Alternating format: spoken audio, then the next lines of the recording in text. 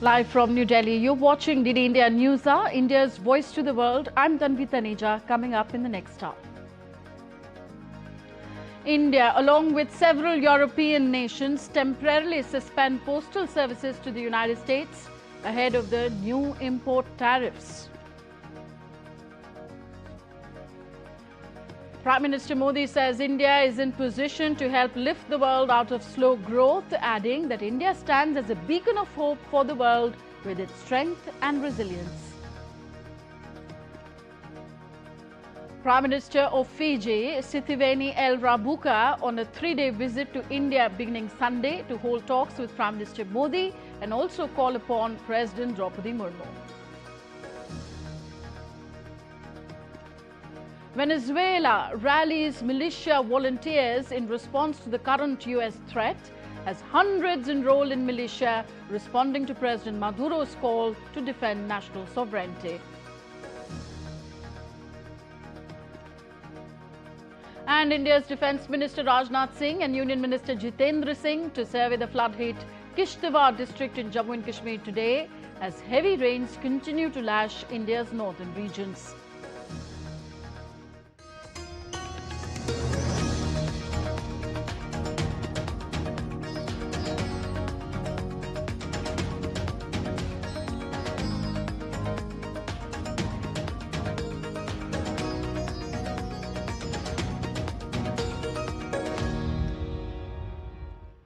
The Indian Postal Department on Saturday joined several European postal service providers in halting most parcel shipments to the United States of America.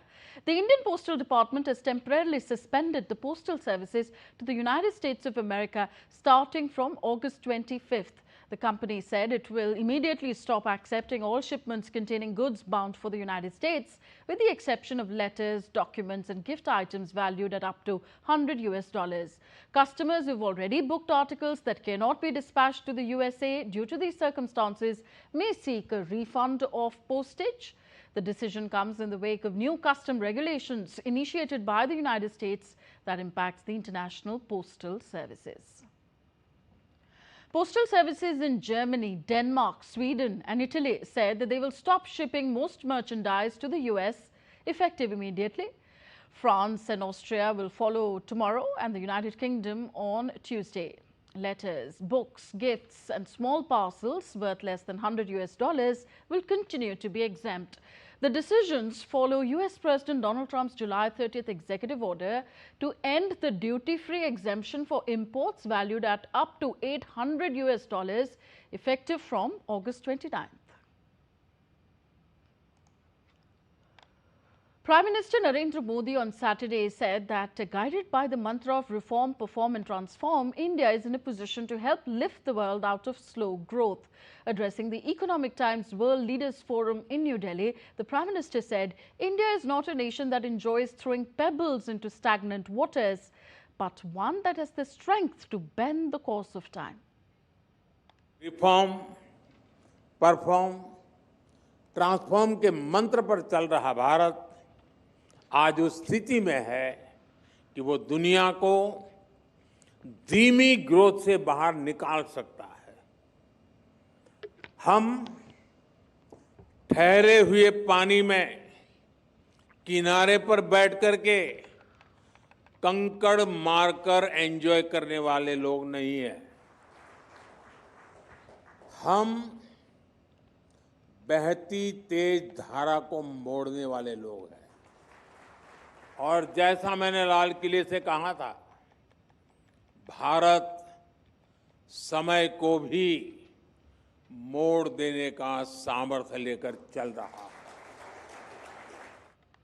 Highlighting India's growth story, Prime Minister Modi said that with its resilience and strength, India stands as a beacon of hope for the world. He said India is among the world's fastest growing major economy and it will soon become the world's third largest economy.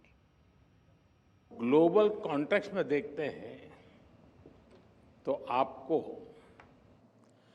Bharat की economy की मजबूती का एहसास होता है। आज भारत दुनिया की फास्टेस्ट ग्रोइंग मेजर इकोनॉमी है।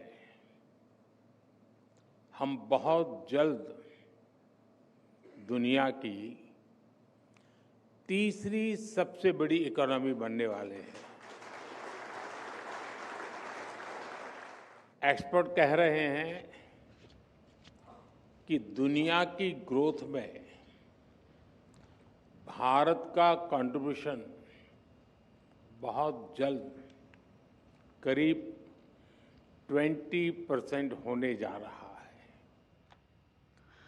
Prime Minister Fiji Sitiveni El Rabuka arrived in India on a 3-day visit. The leader was received by Union Minister of State for Education and Development of Northeastern Region, Dr. Sukanta Majumdar, at the airport. This is the first visit to India by Prime Minister Rabuka in his present capacity. During his visit to New Delhi, Prime Minister Rabuka is scheduled to hold talks with Prime Minister Narendra Modi on August 25th. The visiting Prime Minister is also scheduled to call on Indian President Draupadi Murmu in New Delhi. Prime Minister Rabuka's visit underscores the long-standing and enduring ties between India and Fiji. It reaffirms the continued commitment of both countries to further strengthen the bilateral relationship across all sectors and deepen our close-to-close, people-to-people ties. Ministry of External Affairs' Secretary East P. Kumaran is on a visit to Colombia and Peru till August 26th to review various elements of growing bilateral relations. During his visit to Colombia, P. Kumaran held meetings with other leaders. He held productive discussions on bilateral relations, including trade, political ties, digital cooperation and cultural exchanges to strengthen ties. Colombia and Peru are India's important partners in the South American region, with whom India has growing trade relations with scope for diversification in trade, commerce and investment, including cooperation in energy, critical minerals and rare earths. India enjoys warm and friendly relations with both Colombia and Peru. The relationships are based on shared democratic values and growing cooperation in areas such as trade, energy, pharmaceuticals, IT and capacity building. The visit of Secretary East reflects India's continued commitment to enhancing its engagement with Latin America and the Caribbean region. Chief of Army Staff General Upendra Dwivedi embarked on an official visit to Algeria, marking his first overseas engagement since the success of Operation Sindoor. The visit underscores a shared commitment to deepening mutual understanding, enhancing cooperation in areas of common interest, and advancing bilateral defense cooperation between the two countries. The visit highlights India's growing commitment to strategic defense partnerships and underscores the Indian Army's expanding diplomatic role on the global stage. The trip follows close on the heels of the recent visit of the Chief of Defence Staff of Algiers to India. India's Home Minister Amit Shah will inaugurate the Delhi Assembly's first ever All India Speakers Conference in the national capital on Sunday. The conference is being organized to commemorate the centenary year of Vittal Bhai Patel assuming the office of Speaker of the Central Legislative Assembly as the first elected speaker in the country. The two-day event will bring together speakers from state assemblies all across the country, along with chairman and deputy chairman of the legislative councils from 6 states. Speaker of the lower house of parliament will preside over the closing session of the conference. India's Defence Research and Development Organization has successfully conducted the maiden flight tests of Integrated Air Defence Weapon System on Saturday off the coast of Odisha. Integrated Air Defence Weapon System is a multi-layered air defence system comprising of all indigenous quick reaction surface-to-air missile, advanced very short-range air defence system missiles and high-power laser-based directed energy weapon. Defence Minister Rajnath Singh in a social media post said, and I quote him here, "I congratulate DRDO, Indian Armed Forces and industry for successful development of IEDWS. This unique flight test has established the multi-layered air defence capability of our country and is going to strengthen area defence for important facilities against enemy aerial threats." On to some weather updates from India. Relief and rescue operations are underway on war footing in disaster-affected Tarali of Chamoli district in North Indian state of Uttarakhand. Various teams from the district administration, local police, the State Disaster Response Force, the National Disaster Response Force, Army, SSB and ITBP are engaged in relief and rescue efforts.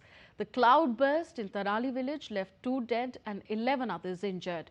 More than 150 affected people have been accommodated in the tehsil premises where food, water and medical facilities, along with other basic needs, have been arranged for the evacuees.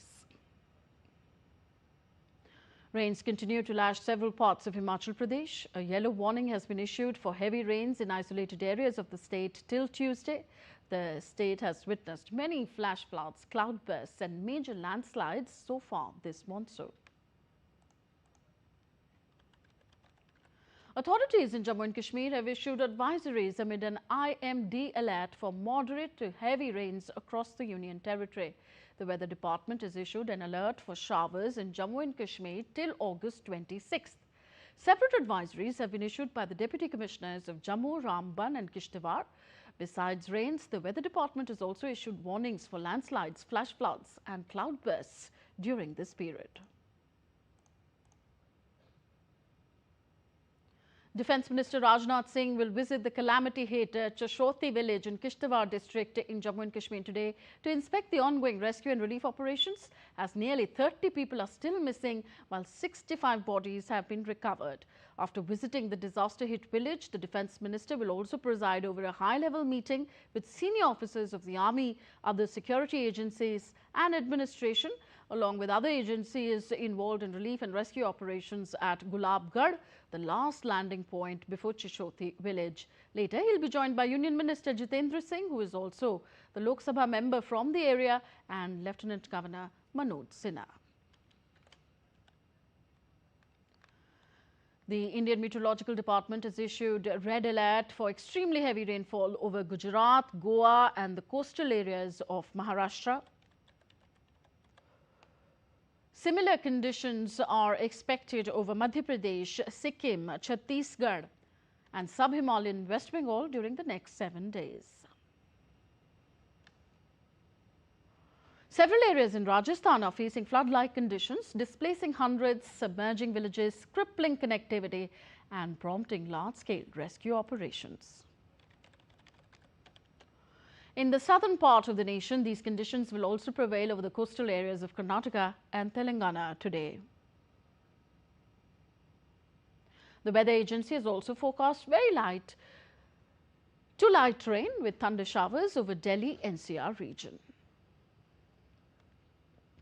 So in a recent series of heavy rainfall incidents, many regions across India saw significant disruptions. The combined efforts of National Disaster Response Force teams across various regions have ensured the swift evacuation and medical care for those impacted by the monsoon chaos.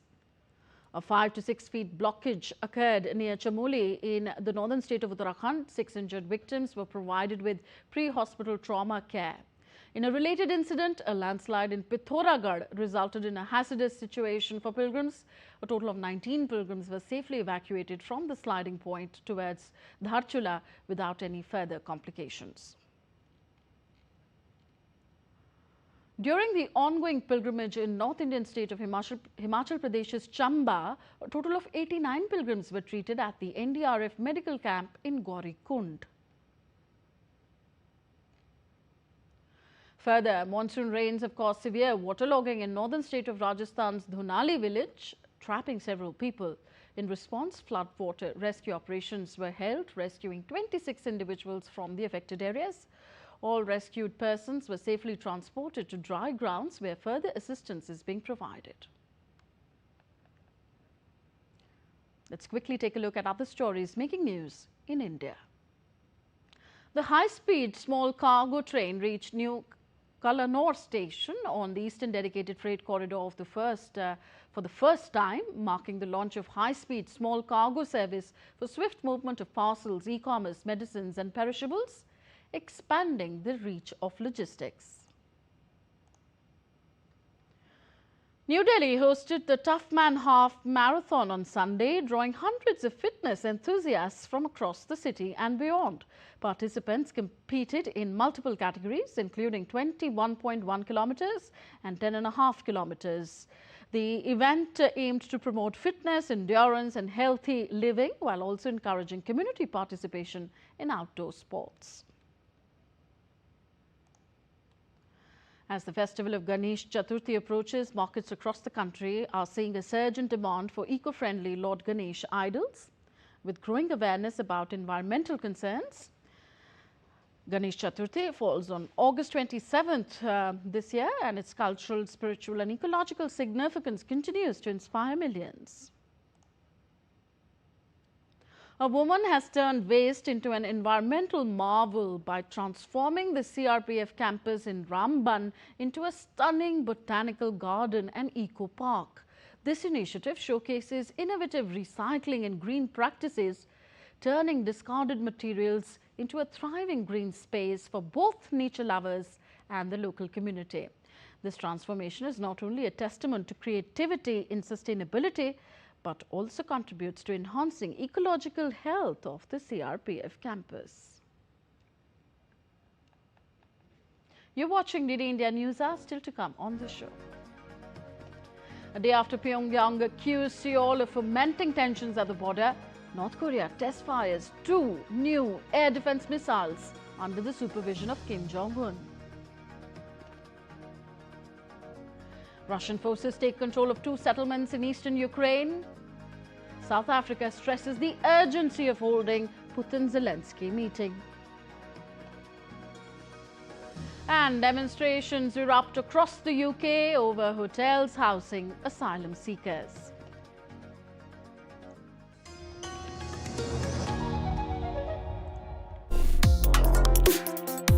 Complex issues, hidden agendas, twists and turns, strategic games. We think all dots are linked. We just need to connect them. Join me every week as I connect the dots to unravel hidden designs in statecraft, mysteries, and decode issues that matter to you. Watch Connecting the Dots with me at these times on DD India.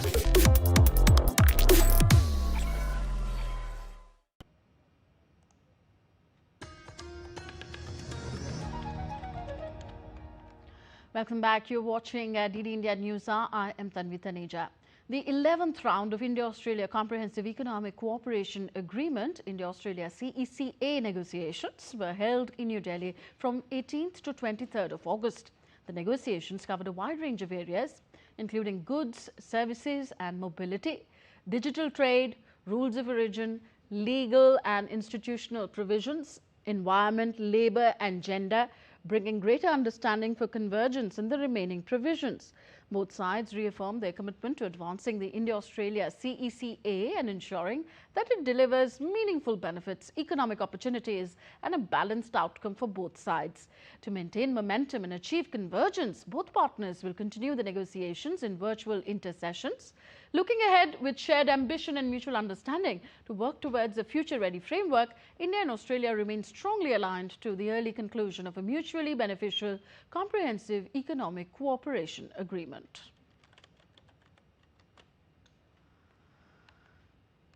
Next, updates on Russia-Ukraine conflict. A fire broke out on Sunday at a Russian nuclear power plant after the country's military downed a Ukrainian drone.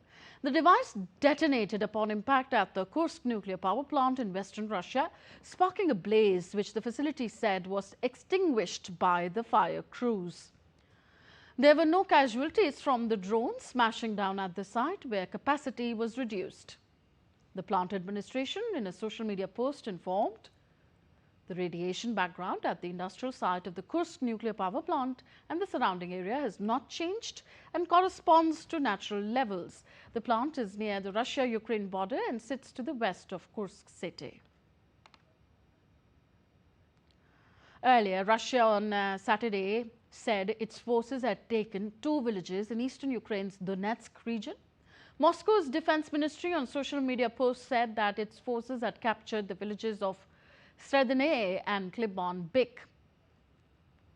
The capture of Kliban Bek would mark a further advance towards Kostiantynivka, a key fortified town on the road to Kramatorsk, where a major Ukrainian logistics base is located. The latest Russian advances come as hopes dim for a summit between Russian and Ukrainian presidents, a solution championed by US President Donald Trump as part of his efforts to end the conflict. Meanwhile, South African President Cyril Ramaphosa on Saturday added his voice to calls for a Russia-Ukraine summit during a telephone conversation with Ukrainian President Volodymyr Zelensky. The South African president stressed the urgency of holding bilateral and trilateral meetings between the leaders of Russia, Ukraine and the United States as the key to signal a firm commitment to ending the conflict. Ramaphosa, who currently chairs the G20, also spoke with French President Emmanuel Macron and Finnish President Alexander Stubb. He will speak with other European leaders in the coming weeks. On to the US now. The Texas Senate approved a bill on Saturday to redraw the state's congressional maps at the behest of President Trump in an effort to flip 5 US House seats held by Democrats to Republicans. The approval comes after the State House passed it on Wednesday. The measure goes to Governor Greg Abbott to be signed into law amid a nationwide redistricting battle. The Senate adopted the bill on a party-line vote, 18-11, after more than 8 hours of debate. California and other states where Democrats hold power vow to counter such moves. The California legislature approved a redistricting plan on Thursday aimed at giving Democrats 5 more congressional seats. The California plan must be approved by voters in November. The Texas plan does not need voter approval, but Democrats have indicated that they will challenge it in the court. US President Donald Trump praised the newly passed Texas electoral map as a tremendous opportunity to help his Republican Party retain control of Congress in the next year's midterm elections. Trump, posting on his Truth Social platform, said that the new map will give the wonderful people of Texas the tremendous opportunity to elect 5 new MAGA Republicans in the 2026 midterm elections. Trump had pressured the Republican-run Texas to create the new map to help prevent Democratic opponents from taking over the White House of Representatives in 2026, halfway through his term. Last week, the state legislature's lower chamber adopted the bill after Democrats delayed the votes for weeks by denying Republicans a quorum to do legislative business. Governor Greg Abbott said that he would swiftly sign the bill into law. In South America now, amid escalating tensions with the United States, hundreds of Venezuelans enrolled in the National Bolivarian Militia, responding to President Nicolas Maduro's call to defend national sovereignty. In Caracas, mostly public workers queued in Plaza Bolivar to sign up, with some recruits stating that they joined to prevent foreign intervention. Maduro, as commander-in-chief, had urged citizens to join the militia as part of a national sovereignty and peace plan. The enrollment drive follows increased international pressure and economic sanctions, with the Venezuelan government accusing the U.S. of attempting to undermine its leadership. The U.S. mission targets what it describes as narco-terrorist organizations, part of President Donald Trump's broader campaign against drug cartels and to secure the southern border. On to Europe now. In Britain, anti-migrant demonstrators and counter-protesters faced off in Hawley and Liverpool on Saturday over the housing of asylum seekers in hotels. In the town of Hawley, there was a large police presence keeping the two protest groups apart outside Liverpool's St. George's Hall. Britain has seen regular small-scale protests in recent weeks outside hotels housing migrants, spurred in part by concerns about public safety after some migrants were charged with sexual assault. British Prime Minister Keir Starmer has been facing criticism over his immigration policies after official figures on Thursday showed asylum claims at a record high. It is being reported that more migrants are being housed in hotels compared to last year. South Korea's parliament expanded protection for subcontracted workers on Sunday by passing new union rules, shrugging off concerns by businesses that they might undermine competitiveness and worsen labor relations. Since Liberal President Lee Jae-myung came to power in June, his Democratic Party, which controls parliament, has pushed to amend the labor union law to provide more support for workers. This reverses the stance of former President Yoon Suk-yeol's Conservative administration, which took a hard line on unions and had vetoed the bill. Parliament passed it on Sunday morning after the Conservative opposition delayed voting overnight, criticizing it as hampering businesses in Asia's fourth biggest economy. A survey by the Korea Chamber of Commerce and Industry of about 1,200 people this month found 76% thought that the amendment would exacerbate contentious labor corporate relationships. A Taiwanese referendum on restarting the Manshan nuclear power plant failed after the number of votes in favor fell short of the required threshold. The plant, closed in May, raised concerns over Taiwan's reliance on fossil fuels for energy. While President Lai Ching-te's party opposed reopening without safety guarantees, the opposition, Kuomintang, backed it for energy security. The referendum saw 4.3 million yes votes, but needed 5 million to succeed. Safety concerns about nuclear power have been prominent since the Fukushima disaster, and Taiwan remains heavily dependent on fossil fuels with limited renewable energy sources.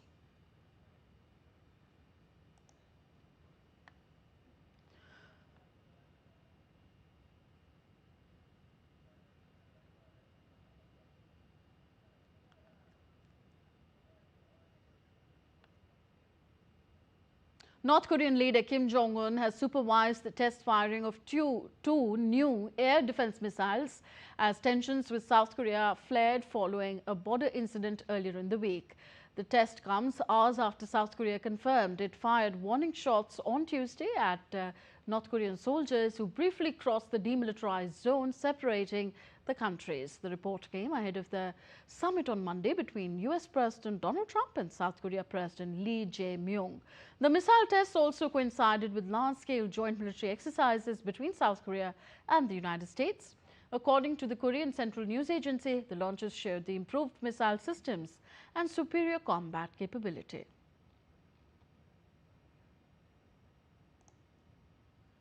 In Sri Lanka, former President Ranil Wickremesinghe, who was transferred from the prison hospital to the Colombo National Hospital earlier today, has been admitted to the Intensive Care Unit, ICU.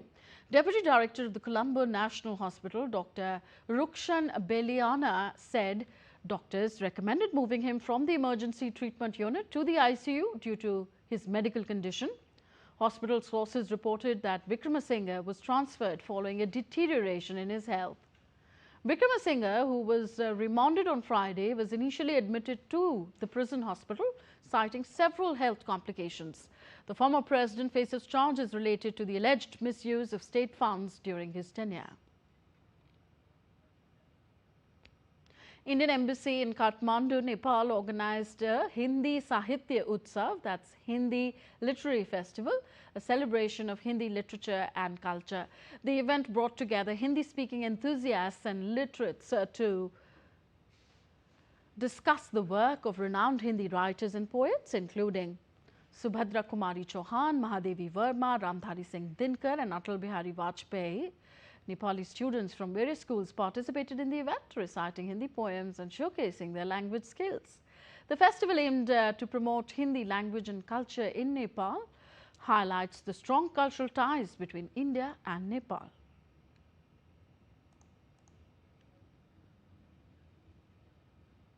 You're with us on DD India News Hour, still to come on the show. Pentagon fires intelligence agency chief Jeffrey Cruz, orders reportedly also to fire chief of US Naval Reserves. Tropical storm Fernand forms in the southeast of Bermuda.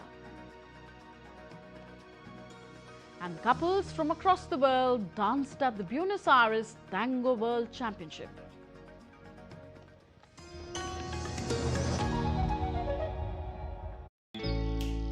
Jharkhand will mesmerize you with majestic nature, rich heritage and colorful culture. Johar. Johar. It fits perfectly. Thank you. Full workout हो गया. Ready?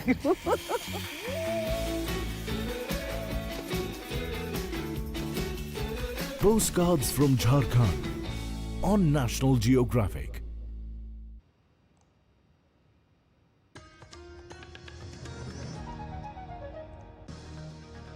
You're watching DD India News Hour. I am Tanvi Taneja. A quick look at the headlines we're tracking at this hour.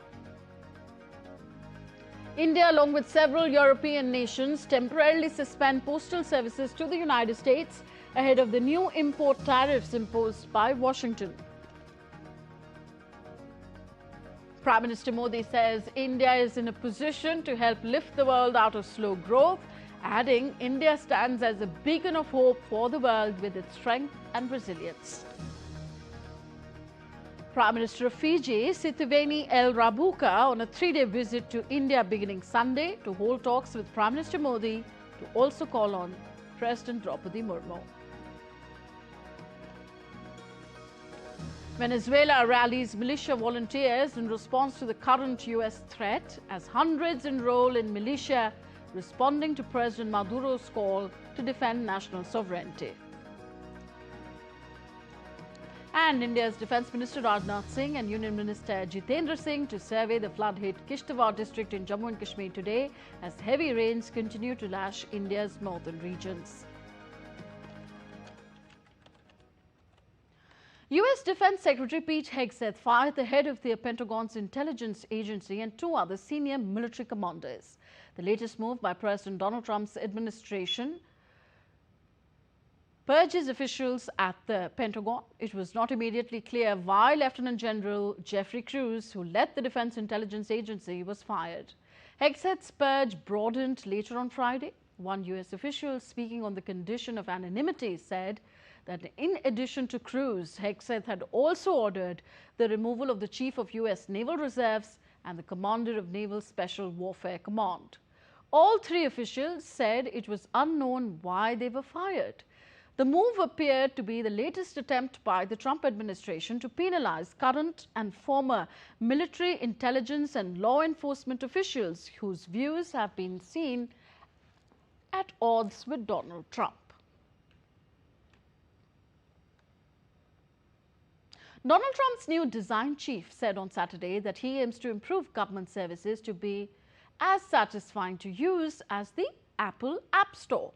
Trump has named Airbnb co-founder Joe Gebbia to spearhead the new national design studio that will seek to make digital services at federal agencies more efficient.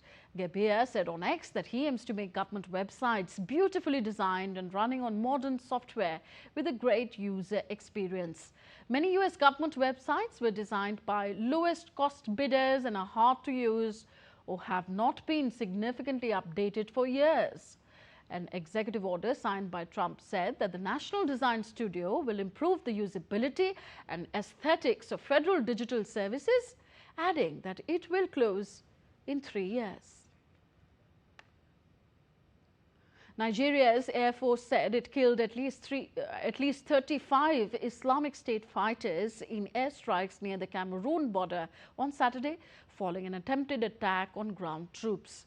Nigerian Air Force in a statement said that air component executed precision strikes in successive passes. The airstrike was the latest by the Nigerian military, which is battling a resurgence of attacks in the country's embattled northeast. The operation was part of an intensified campaign in the northeast, where the military last week said that it had killed 592 armed militia members in 8 months, surpassing operational gains made in 2024. The region faces frequent attacks from the jihadist fighters of Boko Haram and its rival splinter group, the Islamic State West Africa province. The High National Elections Commission in Libya opened polling stations for elections in 7 municipalities. The commission called on voters to bring proof of identity and a voter card when they arrive to cast their ballots. The number of voters in the municipal elections for Group 2 reached 165,000, 159 with a turnout rate of 72.41. In a historic move, Peru has unanimously declared the Shiribaya Shepherd dog a national cultural heritage, recognizing its deep ties to the ancient Shiribaya civilization that thrived in the southern Andes between 900 and 1350 AD. The discovery of canine mummies in southern Peru confirms the dog's historical role in herding, hunting and companionship. Experts believe the Shiribaya shepherd dog was crucial for managing South Americans. The move underscores Peru's commitment to safeguarding its rich indigenous heritage and the traditions that have shaped its cultural landscape for centuries. Global weather updates now. Another tropical storm Fernand has formed south-southeast of Bermuda, which is forecast to strengthen over the next 48 hours, potentially approaching hurricane level by Monday. The storm is located approximately 655 kilometers south-southeast of Bermuda, with maximum sustained winds of 65 kilometers per hour. National Hurricane Center is monitoring the tropical wave with a medium chance of development within days. The system will likely bring heavy rains, gusty winds to the Leeward and Windward Islands on Sunday and Monday. Roads in Margate City, New Jersey were submerged by floodwater as Hurricane Erin, which was churning in the Atlantic hundreds of miles offshore. Erin, which has since made its way to further out to sea, was downgraded to a post-tropical cyclone. However, the agency warned that swimming at many beaches along the east coast of the US remained dangerous over the weekend. Erin, the fifth named storm of 2025 Atlantic season and the first to attain hurricane status, earlier had strengthened to a Category 5 storm. The last Atlantic storm to reach that intensity was Hurricane Milton in October 2024. Following Erin's passage, the US Coast Guard has been actively responding to massive waves along the east coast. As the storm weakened and moved out to the sea, it left behind dangerous conditions for maritime operations. Rescue teams backed by bulldozers and Red Cross volunteers continued searching through debris in Guinea's capital as death toll from a devastating landslide rose to 16 after heavy overnight rains triggered the collapse of a hillside that buried homes in the Manea district. Red Cross volunteers recover bodies from the rubble under army supervision as grief-stricken residents looked on. Guinea and much of West Africa faces increasingly severe flooding and landslides during the May to October rainy season. Search operations are expected to continue as authorities work to locate any remaining survivors. Rapid urbanization and inadequate drainage systems around Conakry have left many communities vulnerable to such disasters. On to South Asia, several villages in the Kasur district of Pakistan were inundated as rescuers moved villagers and livestock to safer places. The Satluj River posed a threat to the area. Authorities warned residents in riverbeds to relocate to safer areas, but some local residents said that they had nowhere to go. Floods across Pakistan have killed 785 since the monsoon started in late June, warning of 2 more rain spells by September 10th. Local authorities are urging both the national and international community to assist with funding and resources to mitigate the growing crises in the coming weeks. On to Europe, French firefighters have joined Spanish emergency services to combat raging wildfires in the Fasga region, as Spain struggles to regain control over fires that have devastated large areas. The fires, which have already claimed 4 lives, continue to threaten homes and wildlife. The wildfires have scorched vast stretches of land, destroying crops, forests and homes. As Spain grapples with extreme weather conditions and an ongoing heat wave, authorities are urging residents in affected regions to remain vigilant and adhere to evacuation orders when necessary. The head of Spain's Civil Protection and Emergency Service said there are still 18 fires burning. In Hawaii, ash and smoke were seen rising from Kilauea, one of the world's most active volcanoes, following its eruption on Friday. This marks the 31st eruptive episode since Kilauea's latest eruption cycle began in December 2024. The eruption continues to draw attention as lava flows and ash clouds disrupt the surrounding environment.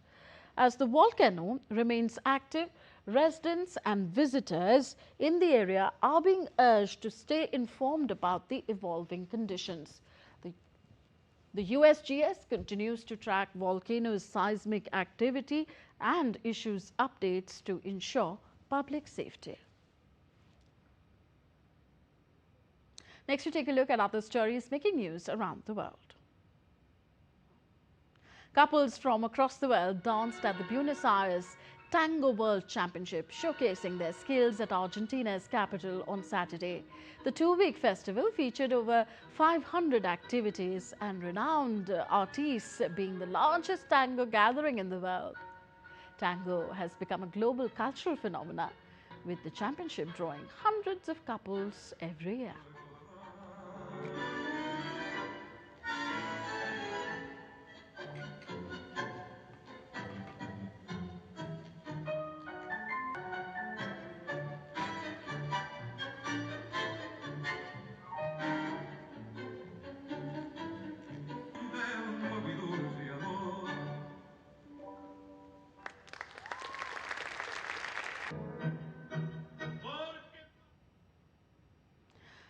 A central Berlin street gets officially renamed after an 18th century African philosopher after years of debate over its previous name that many considered outdated and offensive. The local council in the central Mitte district announced in 2020 that it wanted to change the name of the street from Mohrenstrasse to Anton Wilhelm Amo Street, after the first black philosopher known to have taught at a German university.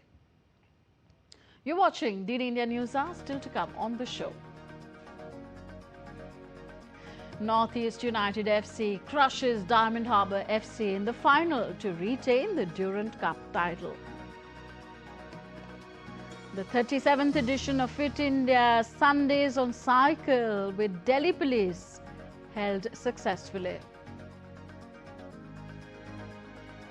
And solar-powered cars race through the Australian outback as part of the Bridgestone World Solar Challenge.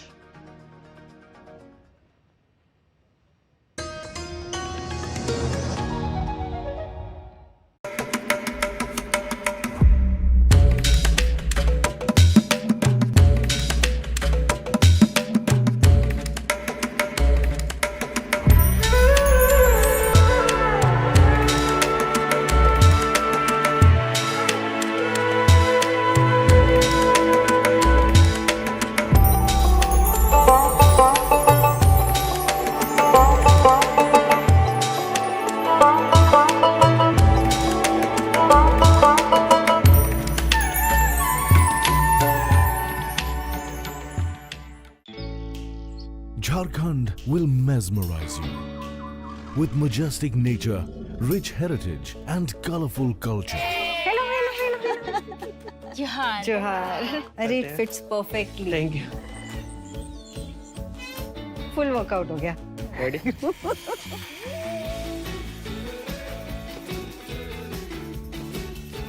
Postcards from Jharkhand on National Geographic. Thank you for staying with us on DD India News Hour. I am Tanvi Taneja, and time now for some sporting action. First updates from soccer. Northeast United FC crushed Diamond Harbour FC 6-1 in the final to retain the Durand Cup title at the Salt Lake Stadium in Kolkata on Saturday. Making it to the final after upsetting two ISL sides like Jamshedpur FC and East Bengal in the quarter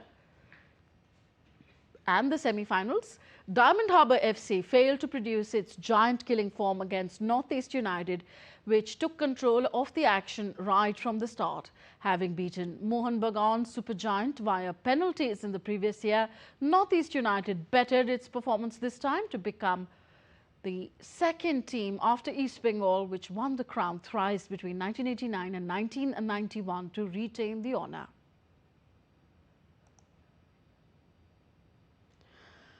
Barcelona fought back from 2 goals down at newly promoted Levante to win 3-2 in the Spanish La Liga on Sunday. Second-half goals from Pedri and Ferran Torres helped Barcelona fight back from 2 goals down to register their back-to-back wins in La Liga.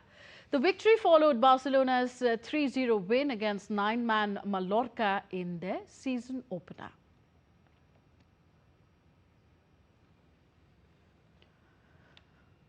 On to tennis now. The stage is set in New York for the final Grand Slam of the year. The 145th edition of the US Open will get underway this Sunday at Flushing Meadows. With record prize money on offer and the world's top stars chasing glory, tennis fans are set to witness high-octane battles. Here's more. The US Open 2025 begins on August 24 at the USTA Billie Jean King National Tennis Center in New York, bringing the curtain down on this year's Grand Slam season. The tournament is making headlines even before the first serve, with a record $90 million in total prize money, the highest in tennis history.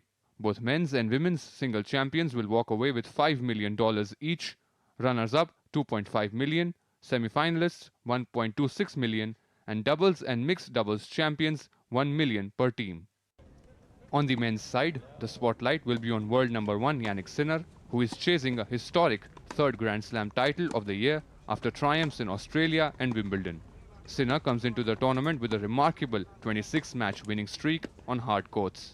Germany's Alexander Zverev, who lost to Sinner in the Australian Open final, and Novak Djokovic, a 4-time US Open champion aiming for a record 25th Grand Slam, will also be determined to make their mark. Spain's Carlo Alcaraz stands as the biggest challenger. The French Open champion has beaten Sinner in a Grand Slam final already this year and will look to reclaim the New York crown, which he lifted in 2022. So let's see, New York is a place that I love playing. It is where I got my first Grand Slam, which I just appreciate the love and the support that I've received there every year that I go. And last year it was disappointing, the level that I played there. So this year I just really want to show my really good tennis, my best tennis, try to go as far as I can. The women's field is equally stacked. Aryna Sabalenka, the defending champion and world number 1, will hope to repeat her title run. Iga Swiatek, fresh from her Wimbledon success, will aim for a second crown in New York and to cement her legacy across all surfaces. Elena Rybakina, who defeated Sabalenka in the Cincinnati Open semi-finals, is another major contender. And the home crowd will have their eyes set on Coco Gauff, the 2023 champion and the reigning French Open winner, who has already proven she can rise to the occasion under the bright lights of Arthur Ashe Stadium. With the women's final on September 7 and the men's championship match on September 8, the US Open is set to deliver drama, rivalries and history in the making right in the heart of the New York City. Sports Desk, DD India. And DD India's Narayan Singh joins us with more on the story. Narayan, do the stakes go higher with a record prize money pool of $90 million on offer for the winners? Money, after all, is a great motivator, isn't it? Definitely, always we can say that when the prize money is big, definitely, as you mentioned, it's a source of motivation for the players, because we know that as a professional, they have the multiple, we can say, the tasks to we can say, especially the coaching of the tennis, they have to, the professional tennis player have to have their own coaches. So it takes a lot for them to be there in the professional circuit. Definitely, as we know that the US Open, it's the final Grand Slam of the year. So there will be, we can see all the players want to win this trophy, especially if you take a look at the men's circuit. There are Carlos Alcaraz and the Jannik Sinner. Jannik Sinner, the world number 1, and the Carlos Alcaraz, world number 2. And if you take a look in the recent times, these two players are the big 2 of the tennis. In the past, we used to talk about the big 3, the Roger Federer, Novak Djokovic, and Rafael Nadal. And with the exodus of Rafael Nadal and Roger Federer, now only the one of the big 3 is left. There is Novak Djokovic now, who is struggling. If you take a look, still he is a force to reckon. But last time he won a Grand Slam was in 2023. That was a US Open final. But if you take a look, last 7 Grand Slams, The last seven Grand Slams were shared by Carlos Alcaraz and Yannick Sinner. And if you take a look this year, two Grand Slams were won by Yannick Sinner, and the French Open that is won by Carlos Alcaraz. So we know that it's going to be difficult for both the players. And in the finals of the Cincinnati Master, we saw that Carlos Alcaraz won that tournament against Yannick Sinner. And Yannick Sinner was, we can say that due to illness, he has to just pull out in the mid of the finals. So here we are hoping that it's going to be cracker of a contest, because both Yannick Sinner and Carlos Alcaraz are on the different halves, and definitely if they continues to win their matches, definitely they will again be there in the finals, and it will be difficult for any player to stop these two guys, because the kind of tennis they are playing in the past few years, definitely it is raising the bar. And we can say that the Gen Next of the tennis has truly arrived after the domination of the big three for the last 3 decades in the tennis. Okay, since you're talking of Gen Next, Narayan, what are the prospects for debutant Indian-American Nishesh Basavareddy? He will take on Karen Kachanov today. A passionate Indian diaspora will go behind him today. Definitely, it's a good thing that we know that he is there in the playing in the one of the, we can say, the best Grand Slam, and we know that Grand Slam, playing in Grand Slam in itself is a big achievement. And here you need to be at your best. You have to compete against the best in the business. Here all the best players of the world are taking part. So definitely it's going to be difficult for the Indians origin player too. But we are hoping that he will continue. He will try to at least cross the first round hurdle and will give a best competition to the opponents. But overall, we can say that always participating in the Grand Slam is a big achievement in itself, rather than we are just tracking his journey where he will go. Definitely, it's a platform to just explore yourself, explore your skills, to test your skill against the best in the business. Definitely, it's a fantastic platform. And we are hoping that the young guns too, and the players who are trying to match their skills with the best in the business, definitely it's the fantastic platform. But all in all, we can say that it will be, we can say, the shift in the generational tennis. And because we know that Novak Djokovic has won 24 Grand Slam titles, he's at the top of the summit, and he wants that 25th. But it's going to be difficult for him, but we cannot count him out of the race. And very quickly, Narayan, a word on the Indian challenge in men's doubles. Is Rohan Bopanna also playing this time? If you take a look at Rohan Bopanna, we know that already he has done exceptional work in the tennis of the nation for more than 2 decades, and won multiple laurels for the country. In the mixed doubles especially, in the doubles especially, he has done exceptional work, and winning the world tournaments at the age of 37, 38 in itself is a big achievement. Indeed. So we are hoping that he himself still playing at this stage. I think it's a big thing. Indeed. Thank you very much, Narayan Singh. We look forward to the Grand Slam, final Grand Slam of the US Open.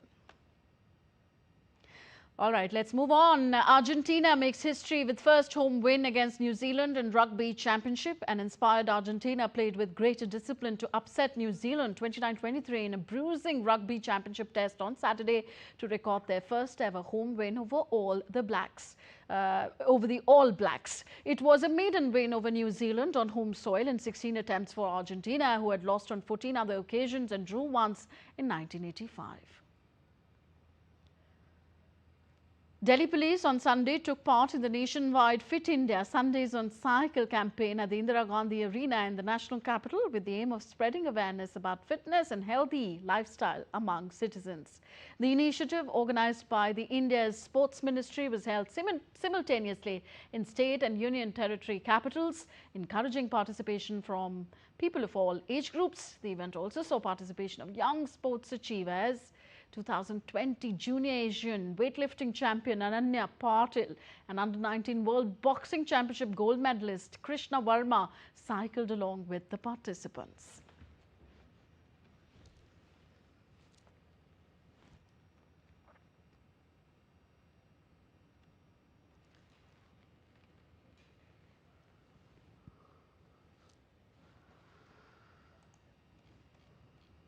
All right, let's take you to Australia now. The Northern Territory's capital was alive with energy as teams from around the globe revved up their solar-powered electric vehicles for the 2025 Bridgestone World Solar Challenge. Well, these cars, racing cars, are all solar-powered. Take a look.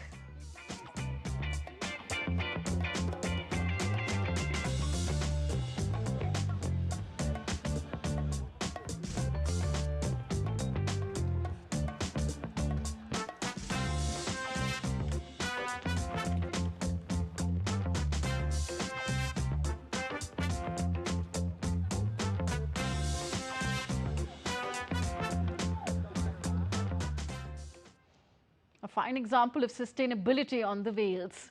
That's all for this edition of DD India News Hour. We'll be back with more news as it breaks air on DD India. I'm Tanvi Taneja from all of us here in New Delhi. Thank you for watching. Namaskar.